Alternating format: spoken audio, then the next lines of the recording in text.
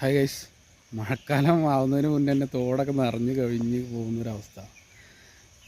മഴ ഉണ്ടായിരുന്നു, പക്ഷെ ഇതിന് മാത്രമൊക്കെ മഴ പെയ്തോ എന്നുള്ളതാണ് സംശയം. അപ്പോൾ ഇവിടുന്ന് അങ്ങോട്ട് ഇനിയിപ്പോൾ മഴക്കാലത്ത് എന്താവും എന്നുള്ളൊരു ആശങ്ക.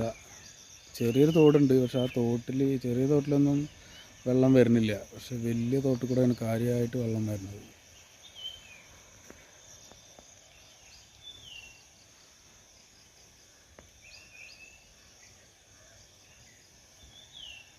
ഇങ്ങനെ ഇത് തുടർന്ന് പോയി കഴിഞ്ഞാൽ ജനങ്ങളൊക്കെ ആകെ ഭീതിയിലാവും.